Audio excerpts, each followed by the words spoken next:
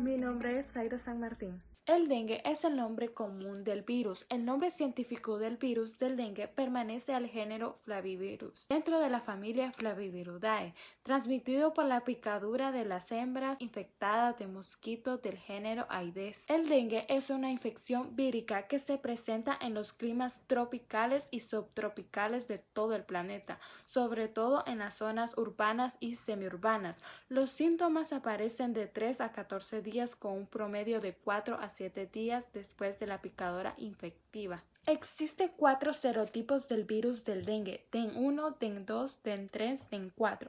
La primera vez que una persona es contagiada por cualquiera de estos 4 virus adquiere el dengue clásico. Nunca volverá a padecer de dengue por el mismo virus, pero sigue expuesto a los demás serotipos. Si la persona vuelve a ser picada por un mosquito portador de uno de los 3 virus restantes, pueden sufrir el dengue hemorrágico. Los 4 virus del dengue se transmiten principalmente por medio de la picadura del mosquito del género Aedes infectado. Estos mosquitos también transmiten los virus del chikungunya y del Zika. Mi nombre es Gracia Reyes. Para hablar sobre las características del virus, se puede mencionar que el virus tiene una forma esférica. La partícula viral del DNV tiene un diámetro de 40 hasta 60 nanómetros. La parte externa del DNV está formado por una nucleocápside esférica de 30 nanómetros. Esta deriva de la membrana lipídica de la célula hospedera, y esta recubre la membrana lipídica y esta a su vez rodea la cápside viral que protege el material genético del virus. El genoma viral del DNV tiene una talla aproximada de 11 kb o miles pares de bases. Afecta a los humanos de todas las edades. Es una enfermedad que no tiene medicina específica y es una enfermedad que puede ser asintomática o puede tener síntomas que van de leves a graves. El dengue es una enfermedad que va de acuerdo con las estaciones, ya que se puede observar que en el hemisferio sur la mayoría de casos se dan durante la primera mitad del año y en el hemisferio norte la mayoría de casos se dan durante la segunda mitad del año. Se estima que aproximadamente 1 de cada 20 personas que se enferman con el dengue presenta el dengue grave. Y también se ha observado que las personas con mayor riesgo son los bebés y las mujeres embarazadas. Antes de comenzar a hablar sobre el ciclo viral del dengue, se puede comenzar hablando sobre el ciclo vital del zancudo Aedes. Algunos datos que se pueden dar es que la hembra puede poner hasta 1000 huevos durante su vida y puede poner 200 huevos por puesta, y estos pueden durar hasta un año en seco. Ellas ponen el huevo, este eclosiona luego de 2 días y pasa a una etapa larvaria que dura 5 días y esta pasa por 4 estadios larvarios. Luego de 5 días que pasan sus estadios larvarios, se convierte en pupa y después de los 5 días que está en un estado de pupa, pasa a ser adulto y a salir del agua. Ellos se alimentan por primera vez entre las 20 y las 72 horas después de haber salido del agua, y estos, al ser adultos, pueden vivir de 30 a 45 días. El ciclo viral comienza con la entrada del virus en las células de los mamíferos, y esto comienza con el acercamiento del DNV a la superficie de la célula. Luego, la proteína E interactúa con proteínas o proteoglucanos que se encuentran en la membrana celular, y estos median la unión y la posterior endocitosis del virus.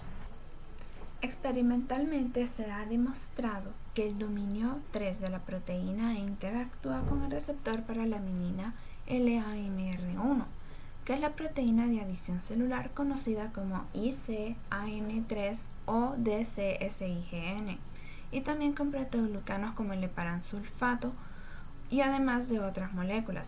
La participación de la proteína DCSIGN en la absorción del virus se demostró cuando se le introdujo material genético a una población de células dendríticas que eran resistentes a este virus, y estas, cuando comenzaron a expresar este receptor, se volvieron vulnerables a los 4 serotipos del virus dengue. Se ha demostrado que para favorecer la entrada del virus a las células participan los proteoglucanos presentes en la matriz extracelular o que están asociados a las proteínas de superficie de las células. Los proteoglucanos, como el heparansulfato, por su alta carga negativa, pueden actuar como un receptor primario para favorecer el acercamiento de las partículas virales a la superficie celular, y una vez establecido este acercamiento, facilitarían la interacción de la proteína E con proteínas de la superficie para favorecer la endocitosis del virus.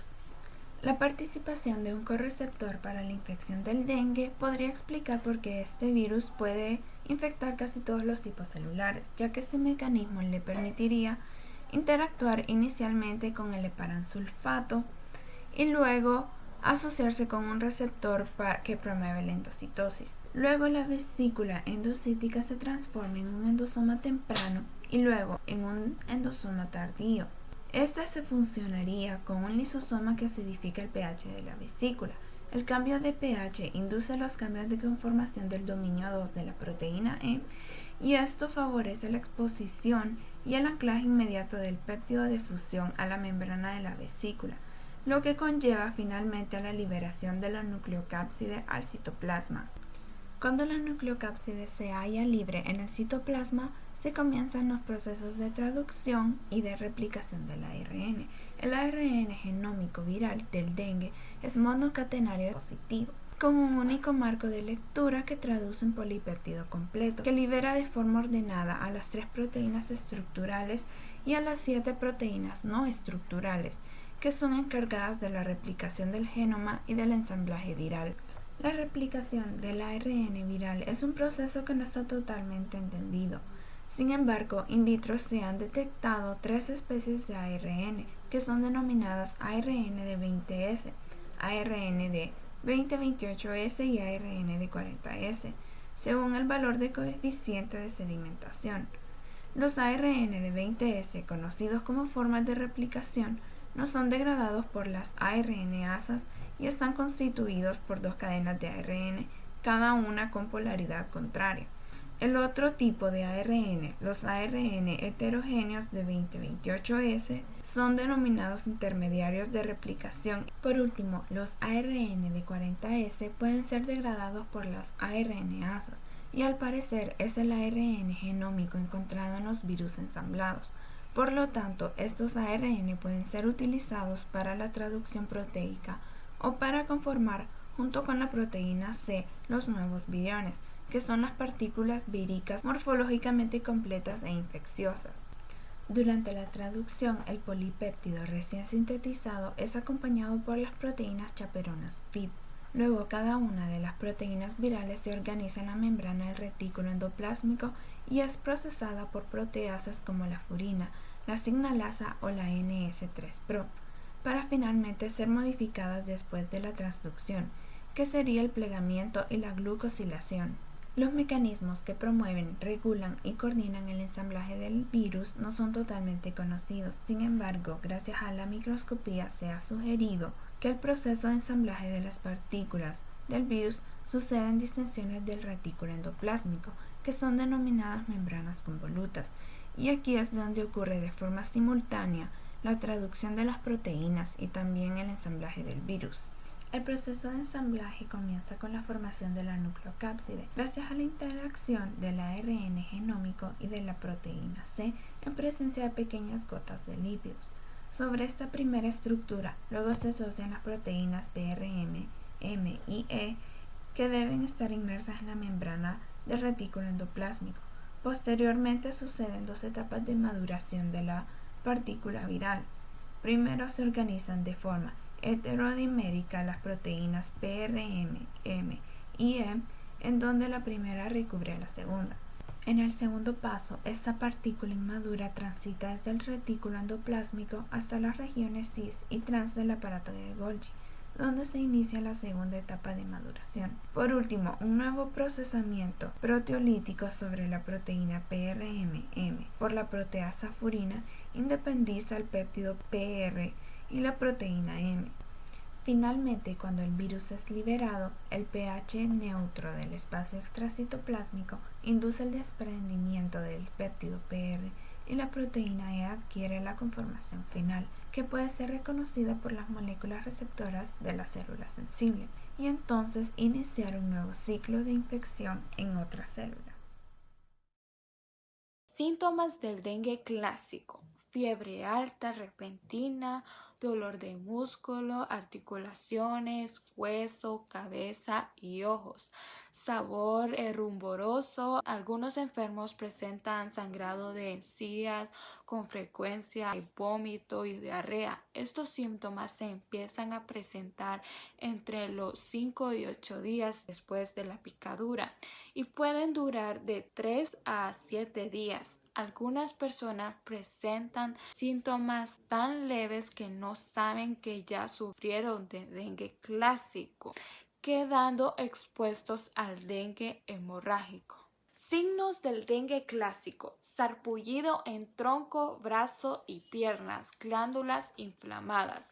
Síntomas del dengue hemorrágico: dengue grave, dificultad en la respiración, vómito, falta de apetito, palidez, sudoración y sueño. Dolor o sensibilidad en el estómago, sensación de cansancio, inquietud o irritabilidad.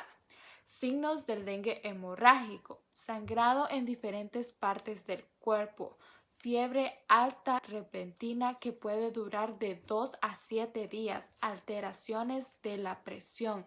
El dengue grave es un tipo de enfermedad más serio que puede causar shock, hemorragia interna e incluso la muerte. Mi nombre es Marjorie Moncada Rodríguez. No existe un medicamento específico para tratar el dengue, pero se utiliza un tratamiento que consiste en la ingesta de líquidos y el uso de analgésicos. Los casos más graves requieren atención hospitalaria. Al ser una enfermedad nacida de los mosquitos, lo más simple es prevenir la picadura de mosquito. Muchas organizaciones sugieren lo siguiente para proteger el dengue: evitar arrojar recipientes o basura en lugares como patios, terrazas, calles y solares baldíos, en los que puede acumularse agua. Mantener los patios y jardines desmalezados y destapar los desagües de lluvias de los techos. Eliminar el agua de los huecos de árboles, rocas, paredes, pozos, letrinas abandonadas y rellenar huecos y paredes donde puede ajuntarse agua de lluvia. Enterrar o eliminar todo tipo de basura o recipiente inservible como latas, cáscaras, llantas y demás objetos que puedan almacenar agua. Mantener tapados los tanques y recipientes que se usan para recolectar agua. Rellenar con tierra tanques sépticos que no estén en uso. Usar camisas de manga larga y pantalones largos. Poner repelente como perpentina a la ropa. Usar repelente de mosquitos. También considerar usar la red de mosquitos si va a estar en áreas con muchos mosquitos. Asegúrese de tener puertas y ventanas cerradas para evitar que los mosquitos entren a lugares cerrados. Evitar área con agua estancada, especialmente en momentos de día con gran actividad de mosquitos como el amanecer o el atardecer. Antes de 1970, solo 9 países habían sufrido epidemias de dengue grave. Ahora la enfermedad es endémica en más de 100 países de las regiones de la OMS de África, las Américas, el Mediterráneo Oriental, Asia Sudoriental y el Pacífico Occidental. Las regiones más gravemente afectadas son las Américas, Asia Sudoriental y el Pacífico Occidental. De hecho, en Asia se concentra aproximadamente el 70% de la carga mundial de la enfermedad. Además de que el número de casos aumenta a medida de que la enfermedad se propaga a nuevas zonas, incluida Europa. Europa ya se enfrenta a la posibilidad de brotes de dengue. La transmisión local se notificó por primera vez en Francia y Croacia en 2010 y se detectaron casos importados en otros 3 países europeos. En 2012, un brote de dengue en el archipiélago de Madeira, en Portugal, ocasionó más de 2.000 casos y se detectaron casos importados en otros 10 países europeos. En el 2020, el dengue siguió afectando a varios países y se notificaron aumentos en el número de casos en Bangladesh, Brasil, Ecuador, la India, Indonesia, las Islas Cook, Maldivas, Mauritania, Mayotte, Francia, Nepal, Singapur, Sudán, Tailandia, Timor-Leste y Yemen. En 2019 se registró el mayor número de casos de dengue jamás notificados en todo el mundo. Todas las regiones se vieron afectadas y por primera vez se registró transmisión de dengue en Afganistán. Solo en la región de las Américas se notificaron 3.1 millones de casos, de los que más de 25.000 se registraron como casos graves. Pese al alarmante número de casos, las cifras de muertes asociadas al dengue fue inferior a la del año precedente. En 2016 se caracterizó también por grandes brotes de dengue. Durante ese año, solo Brasil contribuyó con cerca de 1.5 millones de casos. Además, en la región se notificaron 1.032 muertes por dengue. Ese mismo año, en la región del Pacífico Occidental se notificaron más de 375.000 presuntos casos, 176.411 de ellos en Filipinas y 100.028 en Malasia, cifras que representan una carga similar a las anteriores en ambos países. Las Islas Salomón declararon un brote con más de 7.000 casos. En la región de África, Burkina Faso notificó un brote con 1.061 casos. En 2017 se notificó una reducción considerable en el número de casos de dengue en las Américas de 2.177.171 casos en 2016 a 584.263 casos en 2017. Representa una reducción del 73%. Los únicos países donde se registró un aumento de los casos en 2017 fueron Aruba, Perú y Panamá. Según la última actualización epidemiológica, Brasil registró el mayor número de casos, con más de 2 millones, seguido a mucha distancia por México con 213.822, Nicaragua con 157.573, Colombia con 106.066 y Honduras con 96.379.